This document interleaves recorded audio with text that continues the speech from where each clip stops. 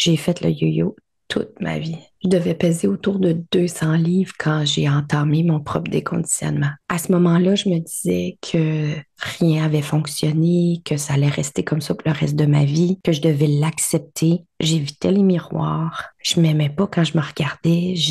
J'aimais ma tête, j'aimais qui j'étais dans ma tête, mais j'aimais pas la réflexion. C'est comme si la réflexion dans le miroir, c'était pas moi. J'étais heureuse, mais j'avais tout le temps un sentiment que je passais à côté de ma vie, sans savoir c'était quoi exactement. C'est comme si je savais que je pouvais pas être épanouie, que c'était pas possible pour moi, comme si mon poids était une fatalité que je pouvais pas changer. Je me disais que pour moi, c'était pas possible. J'étais pas bien dans ma peau. Puis il fallait que je l'accepte pour le reste de ma vie. J'étais quelqu'un de bobli, puis il fallait que je l'accepte, c'est tout. C'est ça que je me disais. Et là, du jour au lendemain, tout a changé quand j'ai réalisé qu'on pouvait ouvrir une porte dans notre tête. Je l'ai d'abord fait avec l'alcool, puis 2 ans plus tard, je l'ai fait avec la surbouffe. Puis depuis ce temps-là, je suis devenue une spécialiste du déconditionnement. Je fais perdre tout le surpoids à mes clientes. Je l'enseigne de façon très accessible et je garantis au argent remis le résultat. Ça marche tout le temps. Depuis 2021,